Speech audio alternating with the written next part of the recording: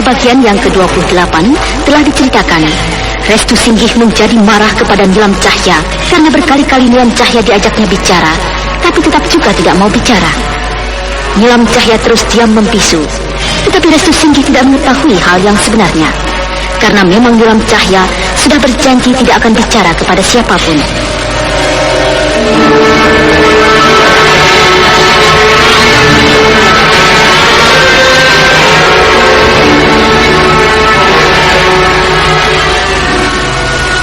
Nilam, aku ingin kau bicara baik-baik.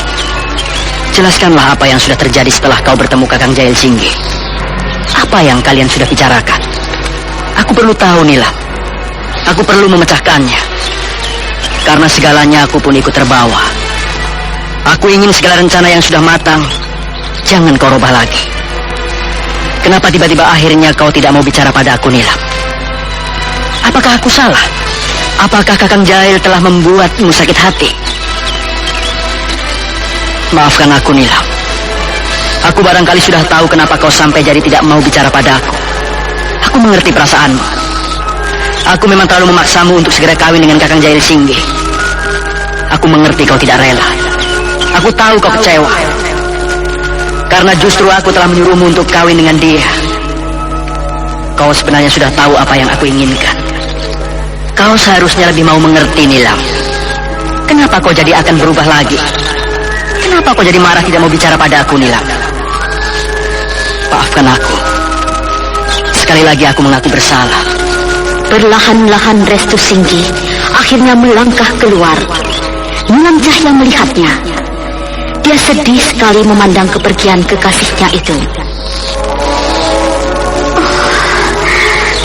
Maafkan aku, Restu. Akulah yang salah. Aku bukannya tidak mau bicara padamu. Aku sudah bersumpah pada diriku sendiri. Aku tidak akan bicara pada siapapun sampai akhir hayatku. Kau pasti kecewa. Aku mengerti. Kau sangat kecewa.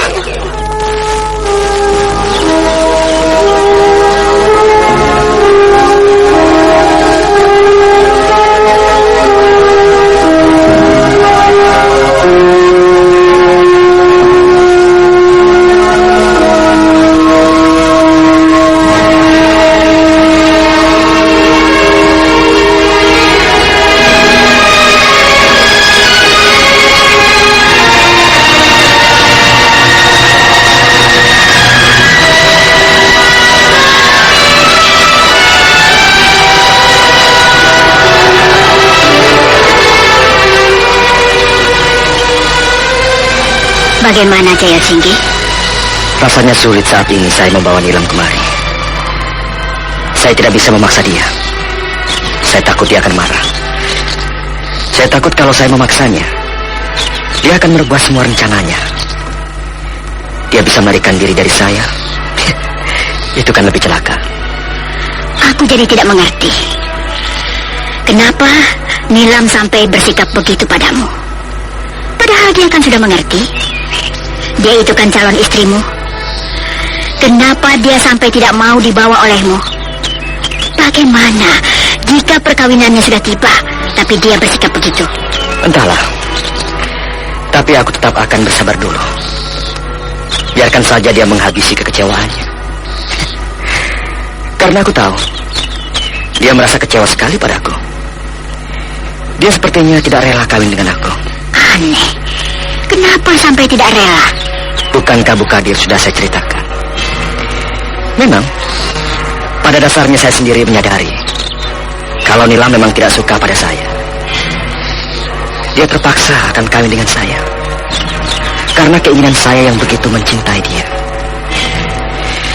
Saya memang sangat sayang dan mencintai dia, sehingga saya memaksakan diri saya. Saya juga sadar saya bersalah besar. Saya mengerti kalau saya tidak pantas menjadi suami Nilam. Saya tahu dia sangat benci saya. Padahal saya semula sudah berusaha baik pada dia. Tapi karena saya sangat mencintai dia, saya takut Nilam akan menjadi milik orang lain. saya terpaksa menodainya. Saya memang salah. Memang sudah sikap saya yang kasar. Saya memang sulit untuk mendustai diri saya. Saya tidak bisa berlemah lembut pada siapapun. Semua hanyalah dusta. Sikap saya memang keras.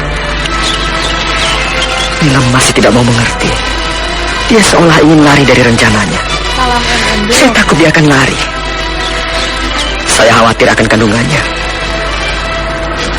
Bayi itu anak saya. Saya bapaknya. Saya harus menjaganya. Saya tetap akan bertanggung jawab. Saya harus mengawini Nilam. Sungguh, saya memang tidak tahu persoalan kalian. Kejadian yang kalian alami. Tapi saya sangat bersyukur kalau kau sudah menyadari segala perbuatanmu. Memang sulit mengembalikan kepercayaan dan nama baik. Banyak keburukan seseorang dijadikan pegangan untuk tidak bisa dipercaya lagi, untuk tidak dianggap baik. Walaupun orang yang dianggapnya buruk telah berusaha mengembalikan kepercayaan dirinya, kau harus berusaha untuk bisa tabah dan sabar, Jaya. Kita juga harus sadar, Nilam adalah wanita. Hati wanita memang sulit menerima kekecewaan yang pernah dibuat laki-laki. Sulit juga melupakan sakit hati. Kalau kau benar-benar sudah sadar, kau harus bisa menunjukkan sikap. Sikap laki-laki bertanggung jawab. Sikap laki-laki sebagai suami, sebagai bapak dari anakmu. Sayangnya, memang saya tidak tahu sama sekali akan kalian. Tapi setidaknya saya sudah tahu siapa Nilam Cahya. Dia adalah orang yang sudah dikenal di desa ini, karena dia dulu pernah tinggal di desa Linggarjati ini. Dia adalah seorang gadis yang memiliki kepribadian luhur, bijaksana dalam bertindak. Saya mengerti jika saat ini Nilam harus bersikap begitu. Barangkali karena dia merasa kau adalah orang yang membuat dirinya hancur. Hancur segala-galanya. Harapannya, masa depannya, kebahagiaannya. Cinta sucinya terhadap adikmu Restu Singgi. Tentunya kalaupun dia harus terpaksa kawin denganmu, dia tetap tidak akan menemukan kebahagiaan dirinya. Barangkali malah akan menambah beban penderitaannya. Sekarang, satu-satunya cara untuk dia bisa lunak hatinya, kau harus bisa merubah segala sikapmu. Kau harus menunjukkan sikapmu dengan baik. Kau harus menjadi suami yang baik. Kau harus bisa mengerti keadaannya. Jangan kau turuti keinginanmu sendiri.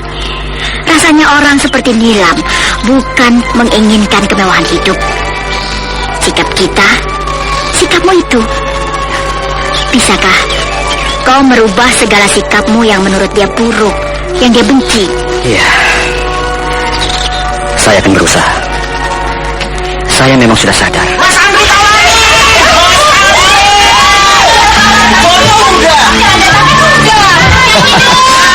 Iya, boleh. Dengerin ya. Aktivitas tinggi, olahraga berkeringat. Awas kamu kena gatal jamur. Artis mana mungkin kena gatal jamur? Siapa bilang artis gak pernah kena gatal jamur? Dulu saya pernah mengalaminya. Karena aktivitas padat, udara lembab, kepanasan, keringetan. Akibatnya saya kena gatal jamur. Gatel banget. Dan bau kaki lagi. Kan ada salep impor. Saya pernah coba salep impor. Bukannya sembuh, kulit malah gosong. Untung ada Kalpanax Cream. Kalpanax Cream aman di kulit, terpercaya, dan cepat kerjanya. Makanya kalau gatal jamur jangan pakai sembarang salep. Pastikan Kalpanax Cream terbukti klinis atasi gatal jamur. Oleskan saja Kalpanax. Sita Farma.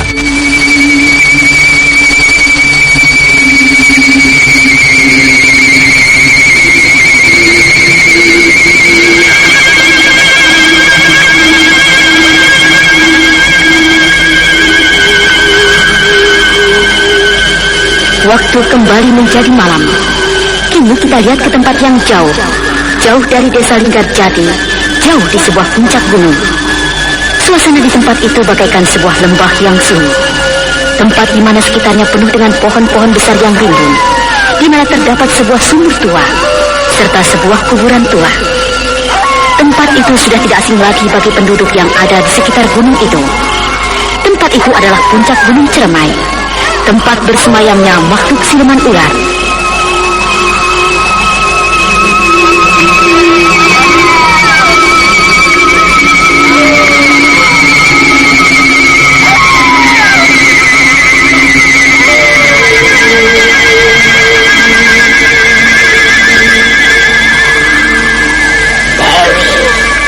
Entah yang keberapa kali kita gagal membalas sakit hati kita pada Ki Buyut Manguntapa.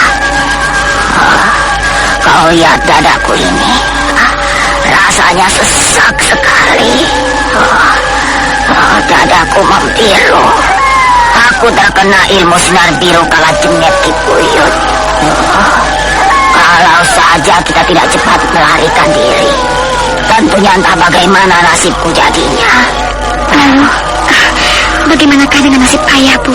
Aku juga belum tahu, Dewi. Bagaimana nasib Ki Rempah mayit suamiku itu? Sejak tadi kita berada di sini, dia belum juga muncul dari sumur darah itu. Aku khawatir terjadi apa-apa dengan dia. Karena aku pun tahu kalau dia juga terkena sambaran sinar biru itu. Dewi, ini kau sudah dengar dari Ki Buyut Manguntapa ketika perkelahian waktu itu, bahwa kau sesungguhnya bukan anak kami. Kau adalah seorang anak patih. Apakah kau ragu pada kami? Apakah kau percaya pada cerita Ki Buyut Manguntapa itu? Saya tidak tahu, Bu. Entahlah, saya percaya atau tidak, saya tidak tahu, Bu. Tapi saya merasa bukan anak siapa-siapa. Aku tidak mempunyai siapa-siapa. Saya hanyalah anak yang hidup sendiri dan telah ditolong oleh ibu. Bagaimana maksudmu itu, Dewi? Saya tetap akan bersama ibu. Kau adalah ibuku. Karena kaulah yang memelihara aku.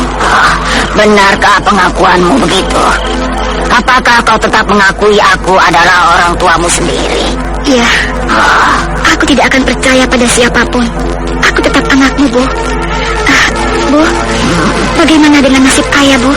Bagaimana dia sekarang? Entahlah, aku juga belum tahu. Dewi, kau dengar suara itu?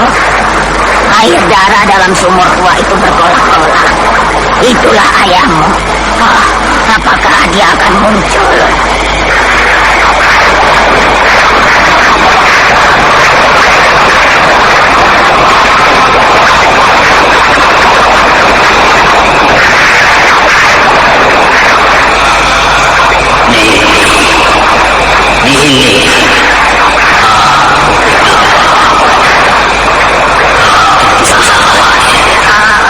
Kau, Aki, benarkah kau tidak apa-apa? Aku hanya mengalami karena saja. Kini aku sedang berusaha membuka. Kau tidak usah khawatir. Aku sedang mempersiapkan kekuatan. Aku harus membalas dendam.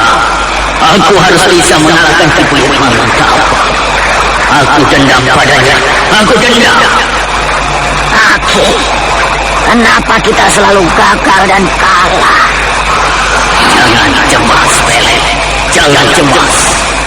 Kau masih bisa mencari jalan keluar. Kau masih bisa mengetahui di mana tempat persembunyian Ki Buyut Manguntapa. Dan kalau persembunyiannya itu sudah kau temukan, kau akan bisa mengetahui kelemahan laki-laki tua itu. Bagaimana caranya itu, Aki?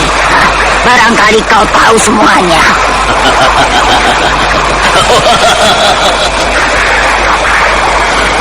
Aku masih ingat bahwa kekuatan Ki Buyut Manguntapa terletak di dalam pusara Di dalam pusatnya itu tersimpan sebelas benang merah hari-hari dia sendiri. Hari-hari itu adalah ilmu kekuatan yang semasa dia baik telah dia kuasai sebagai ilmu kekuatan. Dan jika siapa saja yang berhasil mencapai, hancurlah kekuatannya itu. Tetapi tidak semudah itu kau akan berhasil melaksanakan benang merah hari-harinya sendiri. Jadi kekuatan itu ada di pusat perutnya itu. Ini yang harus kau laksanakan. Kau harus mendapatkan darah seorang bayi. Tapi bayi itu harus lahir dari orang yang masih keturunan Ki Buyut Mangutapa. Tapi Aki, bayi siapa yang harus aku dapatkan? Apakah ada orang yang masih keturunan Ki Buyut Mangutapa saat ini?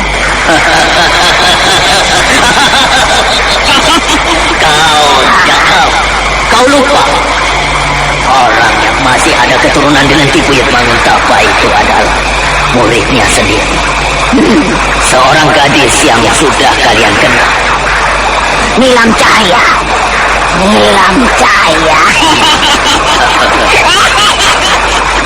Benar, gadis itu. Dia masih ada keturunan Ki Buyut Mangutapa. Tapi bagaimana aku bisa mendapatkan bayi darinya? Sedang dia belum kawin lagi. Kau harus bisa berusaha. Itu tugasmu, Nining.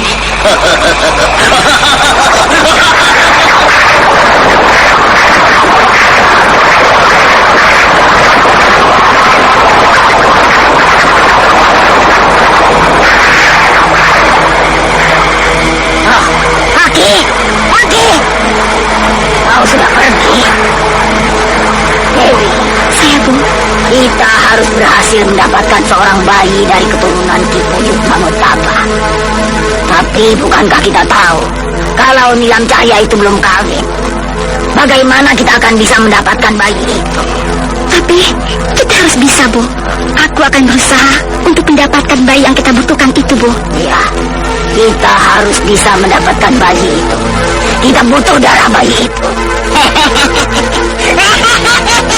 Kebutuhan hidup selalu menuntut yang serba praktis. Begitu juga yang dirasakan Ibu Fitri waktu memilih obat mahnya. Benarkan Bu Fitri? Benar, obat mah mesti praktis. Masa udah diribetin urusan antar jemput anak, urusan dapur, urusan rumah, obat mahnya masih ribet sendok-sendokan. Takutnya nggak pas takarannya. Mending kayak rumah tuh, praktis. Sediain deh di rumah, di kotak obat, di tas, di mobil, di kantong. Jadi kalau pas pergi terus sakit mah, langsung di rumah. Punya, terus sakitnya nyaman lambungnya. Kan rumah ada apa kuy? Hidrotalsit. Proma, satu-satunya obat mah dengan hidrotalsit. Formula paling mutakhir yang langsung atasi sakit mah tepat di pusatnya. Mengatasi sakit mah lebih cepat dan melindungi lambung lebih lama. Pokoknya yang praktis atasi sakit mah ya Proma obatnya. Produksi Kalbe Farma. Info lengkap klik www.ahlinyalambung.com. Baca aturan pakai bila sakit berlanjut hubungi dokter.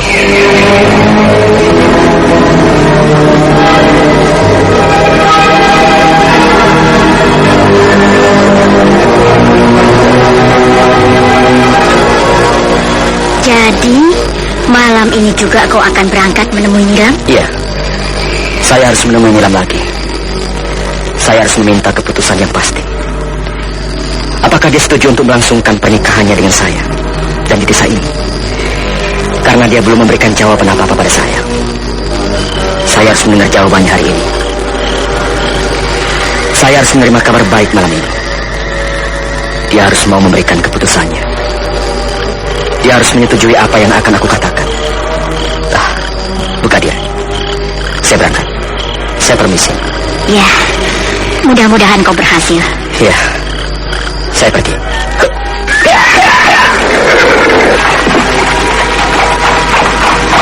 Nita. Ayo sih, salam sama Tante Nita. Halo sayang. Halo Tante. Lucunya. Kalau Via pinter, bisa seperti Tante Nita. Obatin orang sakit. Mama juga pintar. Obatin Via sakit diare. Oh ya? Wah, Mama pinter sekali. Via diare diobatin apa? Entetop anak. Entrostop anak. Oh, bener banget. Entrostop anak memang obat diare anak pertama di Indonesia yang aman. Kandungannya aja herbal, ekstrak kurkuma, jahe, teh, dan daun jambu biji. Banyak yang aku rekomendasiin pakai Entrostop anak karena stop diarenya, stop juga mulesnya. Rasa jahe lagi. Via suka banget. Tapi seumur Via aman kan? Oh, aman banget. Ya Via, Via kan di atas 2 tahun. 2 tahun. Untuk diare anak, pastikan